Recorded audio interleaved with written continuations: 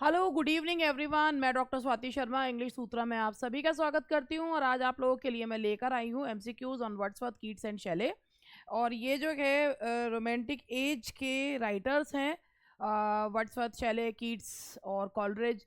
इनके 100 क्वेश्चंस में लेकर आई हूँ। तो इस 100 क्वेश्चंस की सीरीज़ को मैं थोड़ा थोड़ा करके जो है पूरा करवाऊंगी। जैसे आज जितने क्वेश्चंस हो जाएंगे, 100 क्वेश्चंस हैं, रोमांटिक एज पर हैं, वर्ड्सवर्थ कीट्स शेले पे हैं। तो जो लोग भी तैयारी कर रहे हैं, एचपीएससी स्क्रीनिंग का पेपर होने वाला है अब 20 अक्टूबर को, तो उनके लिए ये वाला पेपर के हिसाब से बहुत हेल्पफुल है। यूपीटीजीटी के लिए, यूपीपीजीटी के लिए बहुत हेल्पफुल है। देखो भाई, एक चीज़ मैं जो कहना चाहूँगी वो ये ज़रूर कहना चाहूँगी कि आप लोग ना बहुत ज़्यादा जो है वो नेगेटिव, उनसे बहुत ज़्यादा प्रभावित हो जाते हैं। क्योंकि आपको ये लगता है कि क्योंकि पता क्या होता है, जो नेगेटिव चीज़ें होती है ना वो मसालेदार बहुत होती है।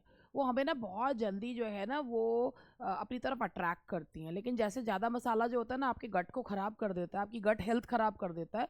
In the same way negativity आपके पूरे शरीर को ख़राब कर देती है। अब जैसे कि आप लोगों का एक र्यूमर ये हो गया कि भाई इस साल एग्ज़ाम नहीं होगा। देखो, नहीं होगा तो भी जो है एग्ज़ाम तो ये होना ही है, पुराने पैटर्न से ही होगा। यही लास्ट एग्ज़ाम है जो पुराने पैटर्न से होना है। अब जो और एग्ज़ाम होंगे वो तो भाई नए पैटर्न से ही जो है वो होंगे। ठीक है, तो पहली चीज़ तो ये है। दूसरी चीज़ जो मैं आप लोगों से कहना चाहूँगी कि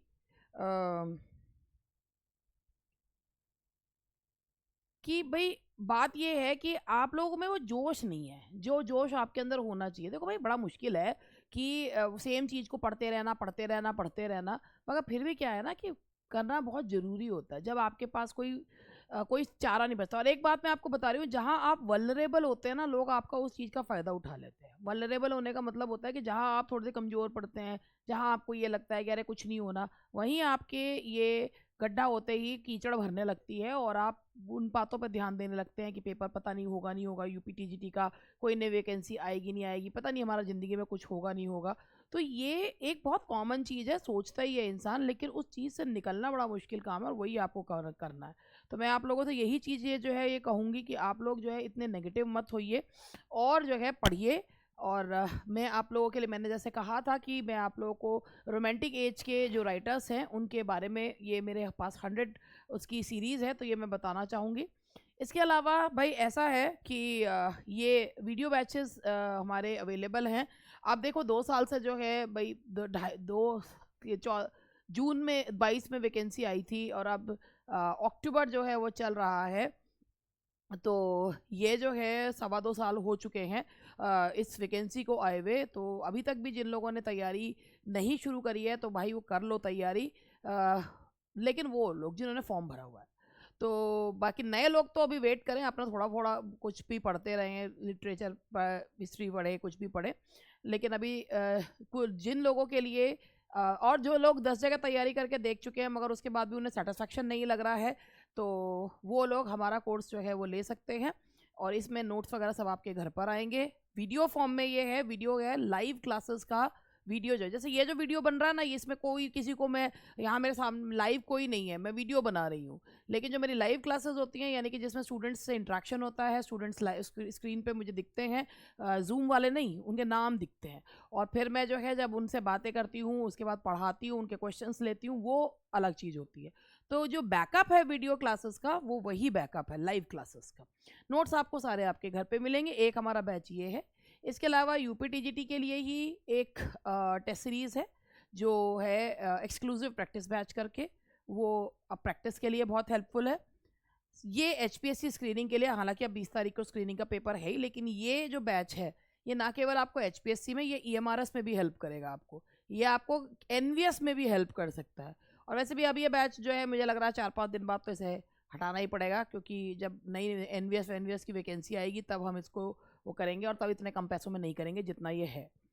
बीपीएससी TRE 4 का बैच हमारा चल रहा है, जिसमें लिटरेचर की लाइव क्लासेस चलती हैं और ग्रामर की क्लासेस जो हैं वो रिकॉर्डेड फॉर्म में।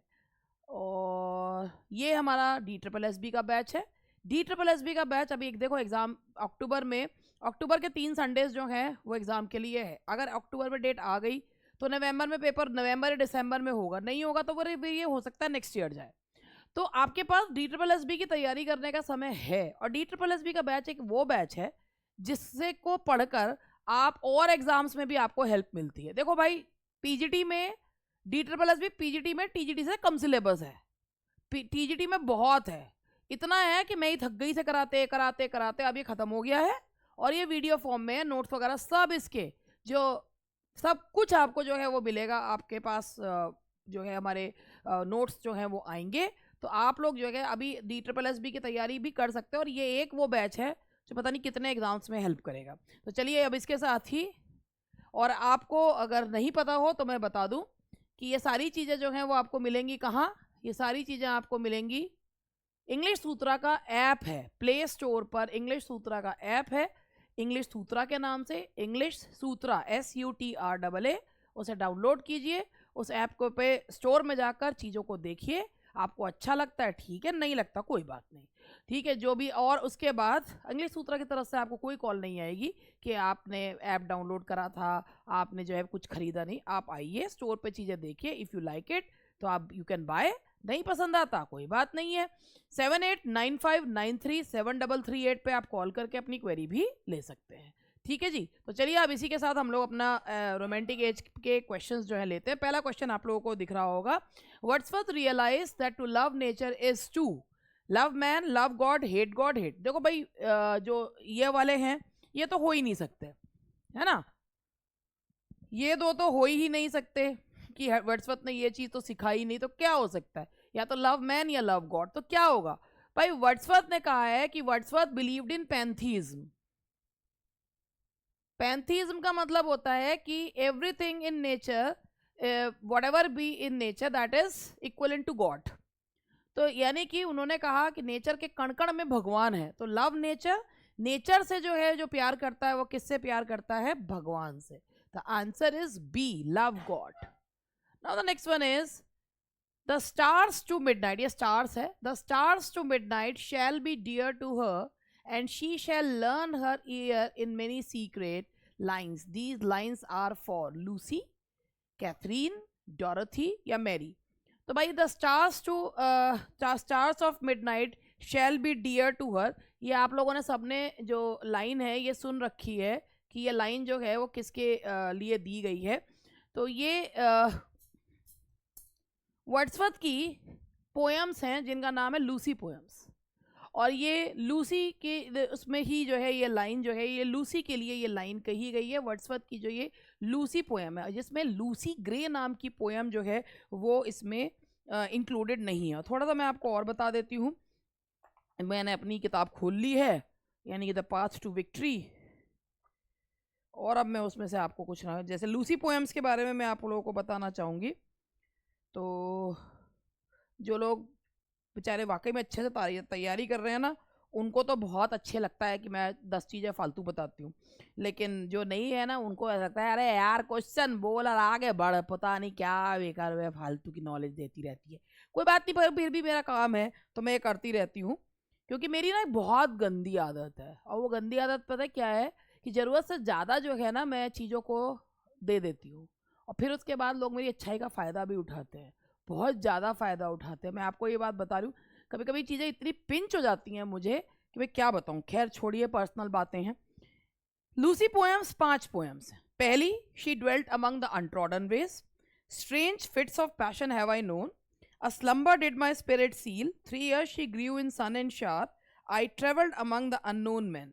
तो ये जो है ये पोएम जो है ये 5 जो है ये इनकी पोएम है, और ये लूसी के लिए ये लाइन कही गई है, ठीक है जी। चलिए आगे बढ़ते हैं। Yarrow revisited is a poem by Wordsworth, Pope, Dryden या जॉनसन। येरो रिविजिटेड, सबसे पहले मैं आपको बताऊं कि ये जो येरो पोएम्स है ना, ये येरो पोएम्स जो हैं ये 3 पोएम्स हैं, और ये कौन कौन सी हैं। सबसे पहले है येरो अनविजिटेड, दूसरी येरो विजिटेड, और तीसरी येरो रिविजिटेड। ठीक है जी। ये येरो पोएम से 3 पोएम्स हैं। जो दूसरी पोएम है वो इन्होंने जेम्स हॉग के साथ अपने एक्सपीरियंसेस को बताया। जो तीसरी पोएम है येरो रिविजिटेड, ये इन्होंने सर वॉल्टर स्कॉट को ये पोएम इन्होंने ट्रिब्यूट पे करी है, सर वॉल्टर स्कॉट को। येरो पोएम्स किसके द्वारा लिखी गई हैं? वर्ड्सवर्थ के द्वारा लिखी गई हैं। 3 पोएम्स हैं, येरो अनविजिटेड, येरो विजिटेड एंड येरो रिविजिटेड। ये बताते जेम्स हॉग के साथ एक्सपीरियंसेस, येरो जो रिवर है उसके जब उन्होंने जो येरो को विजिट किया था और येरो वाटर्स को, और जेम्स हॉग के साथ उनकी मेमोरीज को बताती है। And the third one is a tribute to Walter Scott. ठीक है जी।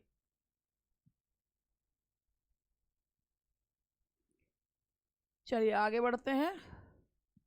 The sonnets of William Wordsworth appeared in, अगर आपको पता हो कि सॉनेट्स जो हैं वो रोमांटिक एज में बीच में बिल्कुल शेक्सपियर के बाद सॉनेट्स जो हैं मिल्टन ने लिखे लेकिन बहुत कम लिखे, उसके बाद सॉनेट्स लिखे ही नहीं गए, करीब करीब सॉनेट्स एक तरह से एक्सटिंक्ट हो गए थे। लेकिन रोमांटिक एज में सॉनेट्स को रिवाइव करा किसने? विलियम वर्ड्सवर्थ ने। हालांकि उनके सॉनेट्स कोई बहुत अच्छे सॉनेट्स नहीं माने जाते हैं और उन्होंने मोर देन 523 सॉनेट्स जो हैं वो लिखे हैं।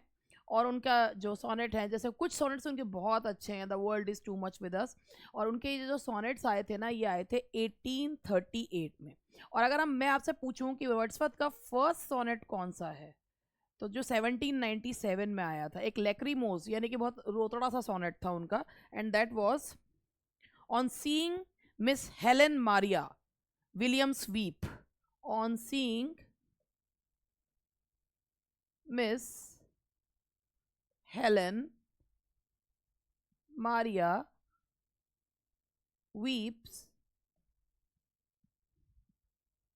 at a tale of distress।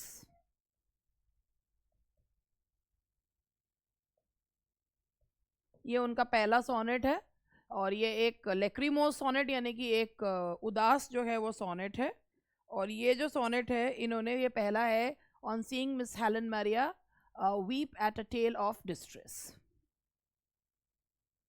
Bliss was it in that dawn to be alive, but to be young is very heaven। ये किस बारे में, ये जो है ये किसके बारे में कहा गया है?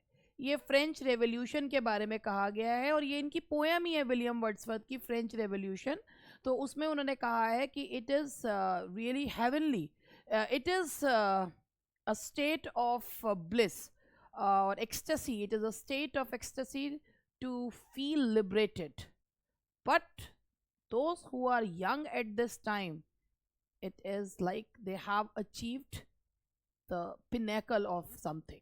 तो ये जो है उसे जो है कहा गया है। तो ये अब French revolution poem, French revolution के बारे में कहा गया है और फ्रेंच रेवोल्यूशन पोएम की ही ये लाइन है। वर्ड्सवर्थ रीविजिटेड टिंटन एबे आफ्टर, ये आप लोगों ने सबने उनकी पोएम पढ़ रखी होगी, टिंटन एबे। और टिंटन एबे में जो है उन्होंने नेचर की स्टेजेस के बारे में भी बताया है कि नेचर को एक मदर के रूप में, एक लवर बिलवड के रूप में और एक नर्स के रूप में जो है वो देखा गया है।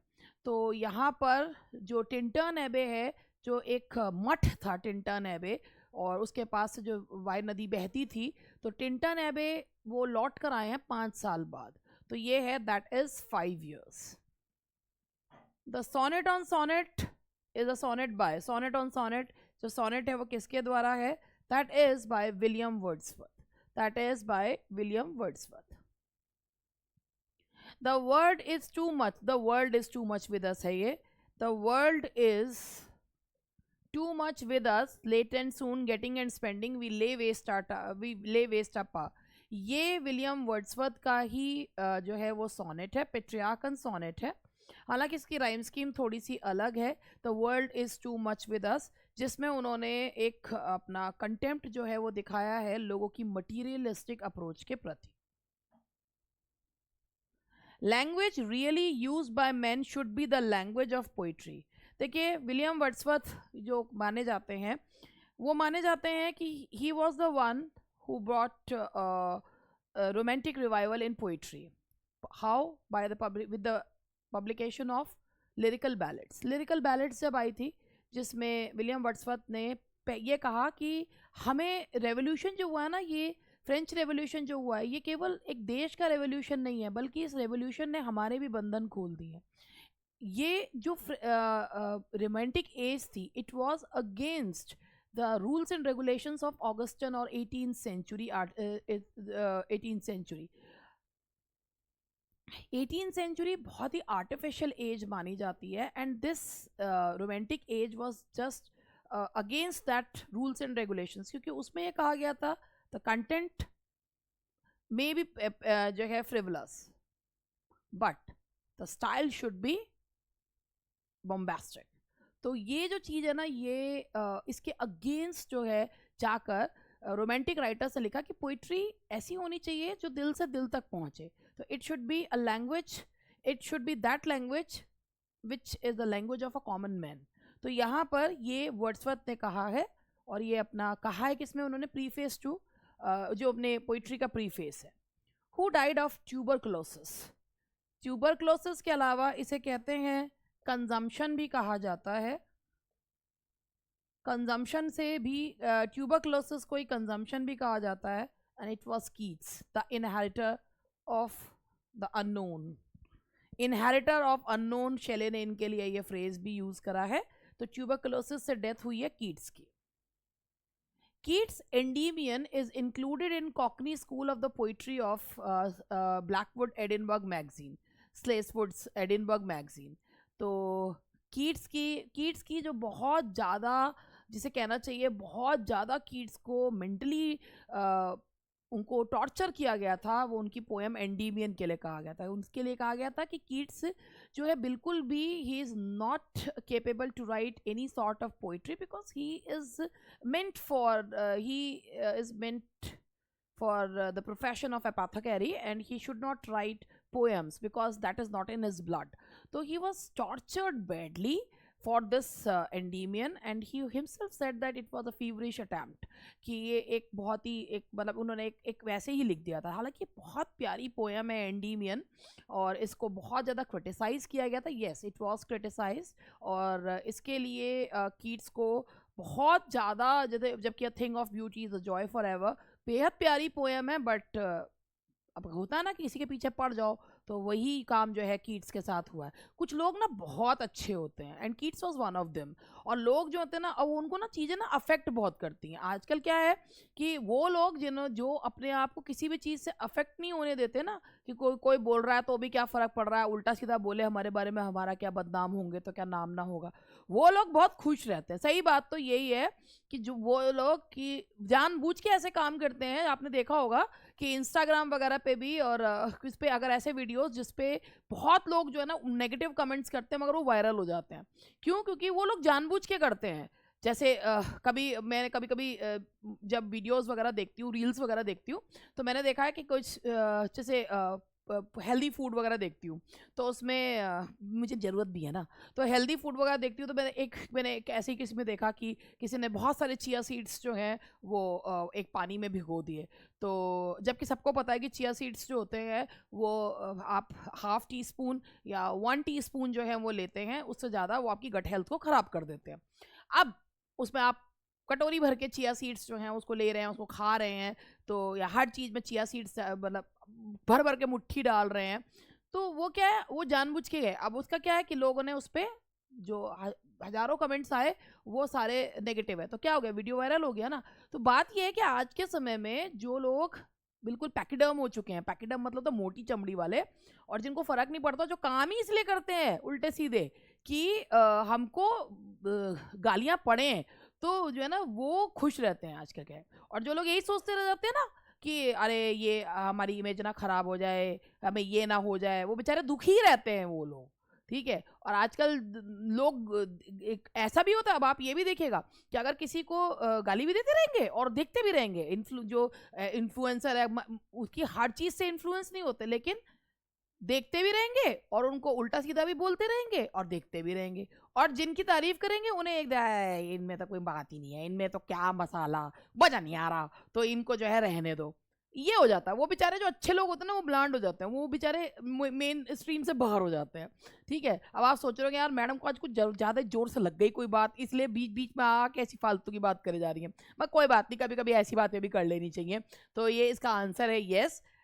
Cockney school of poetry, a phrase coined N analogy with the. सबसे पहले मैं आपको इसमें बताऊं कॉकनी स्कूल ऑफ पोइट्री। देखिए, ये एक 1817 में एक ये डेरोगेटरी जो है ये एक टर्म दिया गया था। और किसको दिया गया था? रोमांटिक पोएट्स को दिया गया था। और रोमांटिक पोएट्स जिसमें सबसे बेसिकली जो कहा गया था, ये जॉन कीट्स, ले हंट वगैरह को कहा गया था। जॉन कीट्स, ले हंट, हालांकि ले हंट इसमें आते भी नहीं, विलियम ब्लेक, ले हंट वगैरह को कहा गया था। जॉन कीट्स, ले हंट, शैले एंड बायन। तो ये, और ये ब्लैकवुड मैगजीन ने ये टर्म जो है वो दी थी, ये ब्लैकवुड मैगजीन के द्वारा दी गई थी। उन्होंने ये कहा था कि ये जो पोएट्स है ना, इनमें they lack sophistication, they lack sophistication and pedigree, कि इनमें कोई sophistication नहीं है इन इन इन राइटर्स में। तो ये 1817 में ब्लैकवुड मैगजीन ने ये टर्म दी थी। कॉकनी जो है इट्स अ लोकल लैंग्वेज जो बोली जाती है, कि एक जो ज़्यादा पढ़े लिखे लोग नहीं होते तो उनकी जो वर्नाकुलर लैंग्वेज होती है उसे कहा जाता है।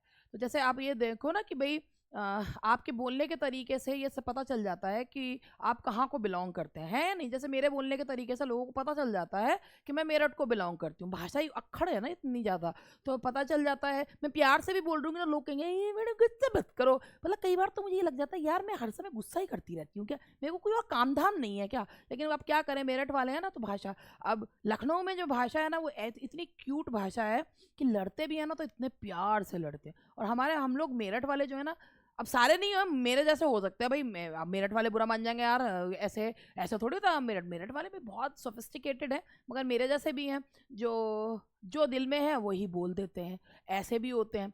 तो उनको लगता है अब मेरी भाषा है वो बिल्कुल, तो मेरे को देख के ही लोगों, मेरे बोलते ही लोगों को पता चल जाता है कि मैं जो है मेरठ को बिलोंग करती हूँ। और जो अलग अलग जगह के, जहाँ जहाँ, क्योंकि हरियाणा के लोगों के बोलने का तरीका बिल्कुल अलग होता है।